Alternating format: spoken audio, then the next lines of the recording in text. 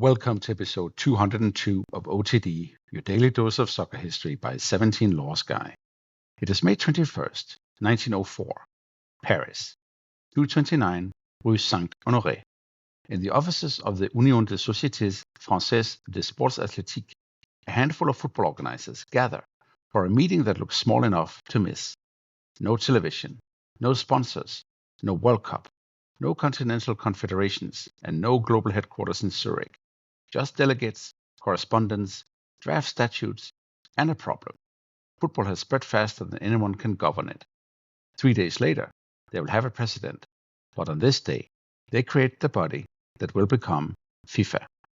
And from that small Paris meeting comes the institution that will give football its world championship, its global calendar, its national team pyramid, its controversies, its scandals, its development programs, and its claim to be the most universal sport on earth. But how did we get here?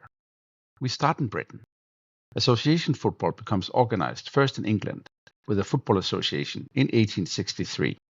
Scotland follows in 1873, Wales in 1876, and Ireland in 1880. And as we discussed in episode 30, the international game begins before FIFA exists, before leagues dominate the calendar, before anyone imagines the World Cup. England and Scotland play in 1872 at Hamilton Crescent. Wales and Ireland join the international map. The home nations create their own universe. They also create something essential. In 1886, the International Football Association Board is created to guard the laws of the game. So by the end of the 19th century, Britain already has rules, cups, internationals, professionalism in England, and the Football League. But outside Britain, football is spreading quickly. Denmark and the Netherlands form national associations in 1889. Argentina organizes in 1893. Belgium and Switzerland in 1895. Uruguay in 1900. Clubs are traveling. National sides are emerging. International matches are becoming more frequent. But there's no central authority. Who decides if a player can appear for two clubs in different countries? Who authorizes matches between clubs under different associations? Who handles fines? Who recognizes a national association? And what happens in border regions? And what about associations that exist politically inside empires, like the Czechs inside Austria-Hungary? Football is no longer just a game. It's becoming a system. And systems need rules. Enter the man football remembers as Robert Guérin. The archival story is wonderfully strange. His full birth name was Clément Auguste Maurice Robert, and Robert Guérin was in effect the professional name by which he became known in football. He was a journalist with Le Matin, active in French sport and secretary of the football section of the US FSA, and he saw the future. Years later, Guérin recalled that by 1903, it was not difficult to foresee that football would become more popular all over the world. He expected England to lead the international effort. After all, England had invented the organized game. But when he went to London, the Football Association listened politely, but didn't move. So Guérin moved. He wrote, he networked, he pressed other football organizers, and he called a congress in Paris for May 1904. Think about the practical commitment at the time. Ludwig Sülow, coming from Denmark, is not booking a 2-hour flight. This is rail, ferry, timetables, borders, overnight travel, papers, and real inconvenience. Germany's planned representation shows exactly how fragile it all was. Dr. Gustav Manning was supposed to come.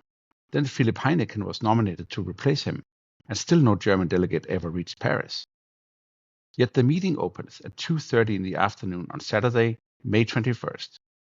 Present are Cornelis Hirschman from the Netherlands, Victor Schneider from Switzerland, Ludwig Sülow from Denmark, Robert Guérin and André Espire from France, and Louis Mühlinghaus and Max Kahn from Belgium. Spain is represented by proxy through Espire, after Madrid Football Club, the earlier Real Madrid, sends a letter of apology. Sweden is represented by proxy through Sülow. England writes to apologize for not attending and says a congress will be held in London in 1905. Germany sends support, but late.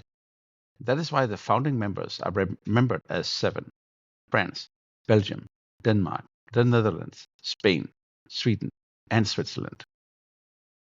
The meeting is not just ceremonial. They discuss a draft treaty. They debate articles. They raise specific legal and football problems. Hirschman wants the International Committee to authorize matches involving clubs from federations that have not signed the treaty. Schneider and Sülow discuss when the treaty should become into force. There's discussion of players returning from abroad, fines, border clubs, and the Czech Association. On the second day, they approve the first 6 articles unanimously.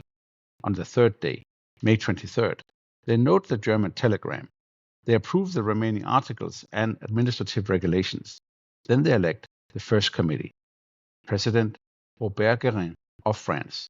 First Vice President Schneider of Switzerland. Second Vice President Hirschman of the Netherlands. Secretary Muhlinghaus of Belgium. And Deputy Secretary Sülow of Denmark. The treaty and statutes are adopted unanimously on second reading and signed. That is the birth of FIFA. There were no fireworks, only meeting minutes. So what did it mean? It meant football had created a center. At first, that center was tiny. FIFA did not instantly control the world. The home nations were still aloof. The IFAB still guarded the laws. Professionalism and amateurism were unresolved. International football was still sporadic. But the idea was now alive. England joined in 1905. Daniel Burley-Woolfall, an English administrator, became president in 1906 and helped give FIFA credibility with the British game. The 1908 Olympic football tournament in London gave FIFA one of its first major international stages. Then came crisis. There was a rival body for a short time, the UIAFA, born out of amateur disputes. If you go back to episode 138, you can hear that fascinating story. World War I shattered international football. Travel stopped, competition stopped, and Woolfall died in 1918. FIFA almost disappeared. And this is where Karl Hirschman matters. He kept records, correspondence, and institutional memory alive from the Netherlands when FIFA was barely functioning. Then comes Jules Rimet. We told that story in episode 121.